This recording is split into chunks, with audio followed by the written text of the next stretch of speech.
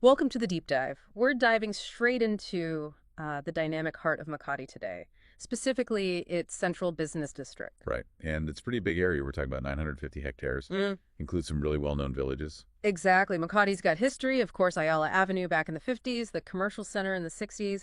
But what's really grabbed our attention is the huge revitalization push since about 2012. Oh, absolutely. Since 2012, the transformation has been significant. You've got, over 200,000 square meters of new retail GFA, almost 550,000 square meters in new office space, 400 new residential units, plus 1,300 hotel rooms. Wow. Yeah, it's backed by some serious investment, too, around 125 billion pesos.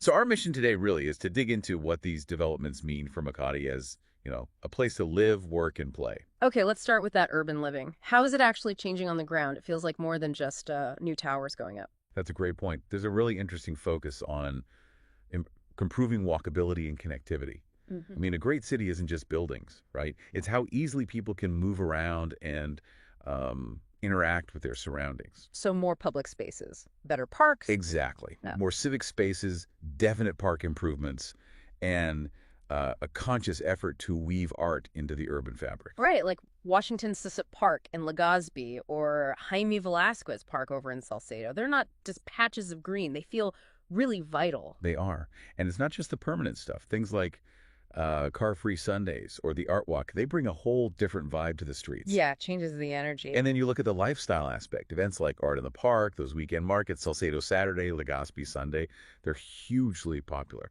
Shows a real desire for community, for vibrancy. Totally. Plus the food scene. You've got everything from like Sumura or Blackbird at the Nielsen Tower to really good coffee spots like Yardstick or classics like Sugi. Adds so much texture. Definitely contributes to that dynamic feel. Okay, so beyond the current spaces, there's clearly a plan to improve how people actually get around Makati. Connectivity, accessibility seems like a big focus. It has to be, right? With density increasing, you need smarter ways to manage movement.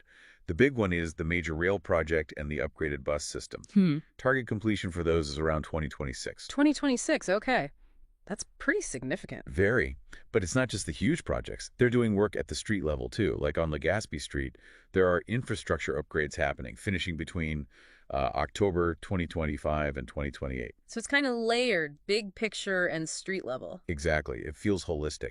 And one really fascinating concept they're pushing is the Emerald Network. Emerald Network, what's that exactly? It's this idea of basically linking up all the parks, the gardens, even whole neighborhoods across Makati. Oh, interesting. So like green corridors? Yeah, sort of, yeah.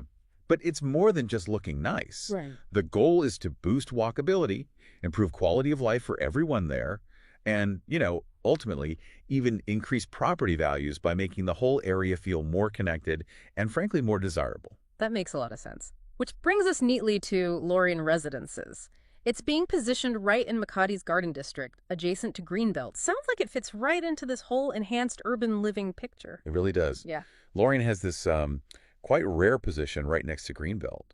The site itself is pretty substantial, over 3,800 square meters. And the vision is for a whole 1.3 hectare community. Live, work, play, the whole package. Crucially, it's designed with this improved pedestrian environment in mind. The pedestrian crossings, underpasses, elevated walkways, all designed to link smoothly into the parks and Greenbelt itself. Now, one thing that really jumped out at me about Lorien is this phrase they use, city living meets club luxury. That sounds, well, ambitious, more than just apartments. It's a key part of the offering, I think. And it makes sense in context. Makati already has these very established, exclusive clubs. The Makati Sports Club, Manila Polo Club, Manila Golf. Right, institutions. Very expensive to join, usually. Exactly. Decades old, often with hefty membership fees. Lorien seems to be aiming to bring that kind of high-end amenity level, that sense of exclusivity, directly into the residential building itself. For the residents. Okay, let's get into those amenities then, because the list is long. You mentioned club-like. What does that actually mean here? Let's start with the 9th floor podium.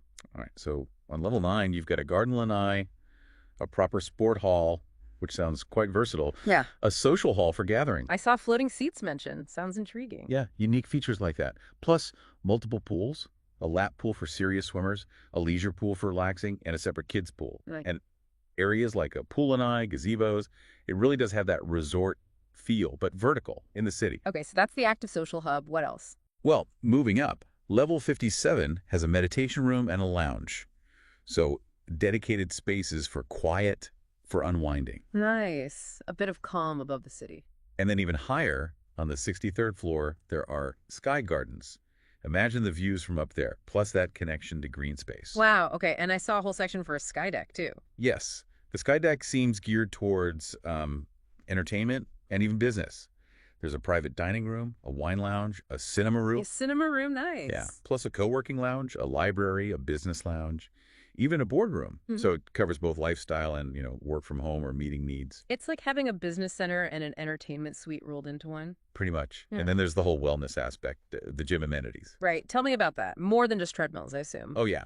There's the main gym floor, of course, but also a dedicated Pilates studio, a yoga room, and a full spa setup. A spa, like with treatment rooms. Exactly. Yeah. Spa reception, single treatment rooms, a couple's treatment room, and separate male and female spa areas with changing rooms.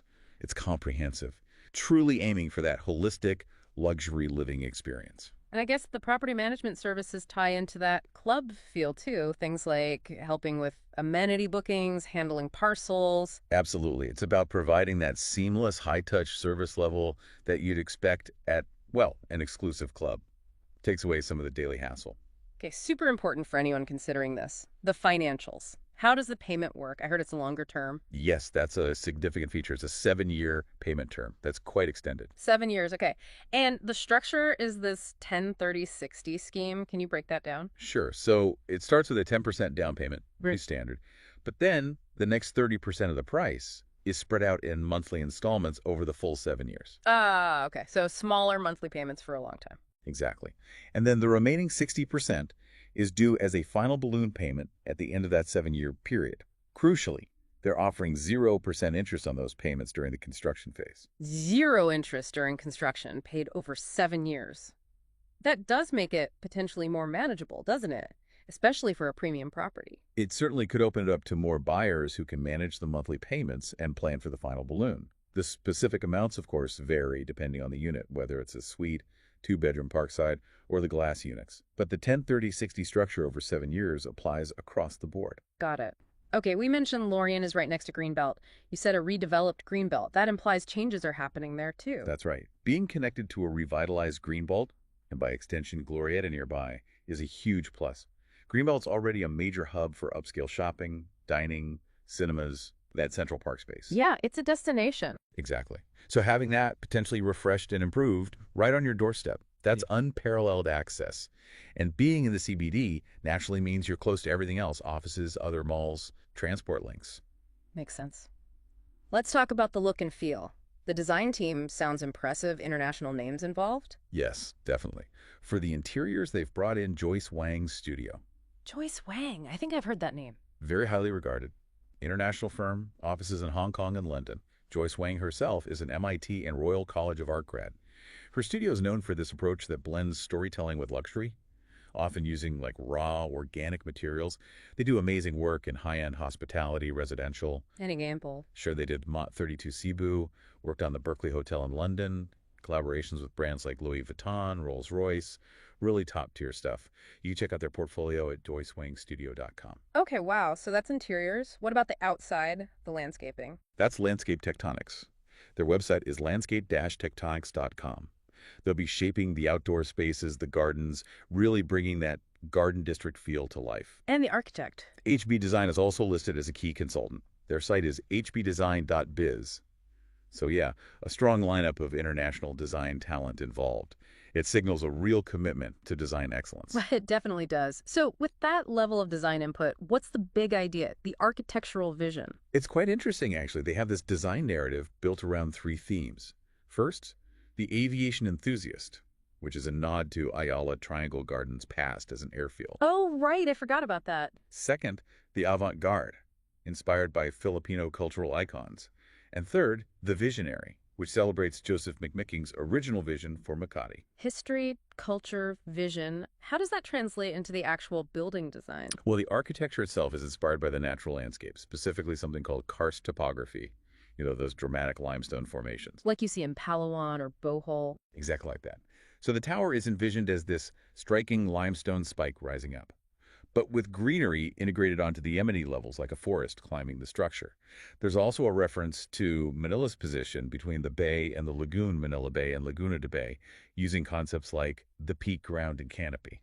So it sounds like it aims to be visually striking, but also kind of rooted in its specific place and environment. That seems to be the goal, both contemporary and contextual. Okay, final piece for many listeners, the investment side. What does the potential look like here? That's always a key question in Makati.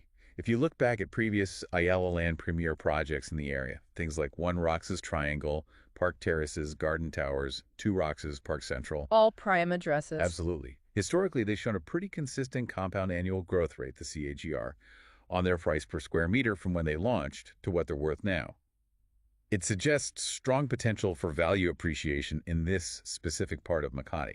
And just for context, we also have figures for residential lots in the nearby villages: Forbes Park, Dasmariñas, Bel Air, San Lorenzo, Urdaneta. Right, and those numbers really underscore the premium value placed on land and property in this immediate vicinity. It's a highly sought-after area. Sets the benchmark, I suppose. Exactly. It highlights the enduring desirability of this location. Okay, so if someone listening is interested, what are the key dates they need to know?